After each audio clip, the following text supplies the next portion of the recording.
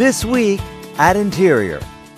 Secretary Jewell this week joined congressional leaders to mark the 13th anniversary of the September 11th attacks. A ceremony on Capitol Hill to present the Congressional Gold Medal to the three 9/11 memorials: Ground Zero in Manhattan, the Pentagon, and the Flight 93 Memorial in Shanksville, Pennsylvania. The Fallen Heroes of 9/11 Act directed the medals be struck to honor the memory of those who died that day. And Secretary Jewell joined with volunteers from the Student Conservation Association and AmeriCorps this week, part of a National Day of Service to mark the September 11th anniversary. The Secretary and the volunteers removed trash, debris, and invasive species and planted native species along the shoreline at the Roaches Run Waterfowl Sanctuary in Arlington, part of the National Park Service's George Washington Memorial Parkway.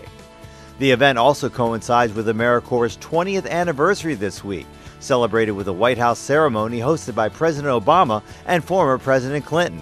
Former Presidents George W. Bush and George H.W. Bush also took part in person and by video message in more than 80 other AmeriCorps events around the country. Since 1994, more than 900,000 men and women have served in AmeriCorps, providing over 1 billion hours of service, taking on everything from fighting poverty and hunger to delivering disaster relief. First Lady Michelle Obama, Secretary Jewell, and National Park Service Director Jonathan Jarvis on hand this week at the ribbon cutting of the newly renovated White House Visitor Center. The center will give visitors a taste of the long and storied history of the 214-year-old executive mansion, whether or not they take the actual tour. It features a number of artifacts of past presidencies, many of which have never been on display before. The center is open all year except for Christmas, New Year's Day, and Thanksgiving. Admission is free.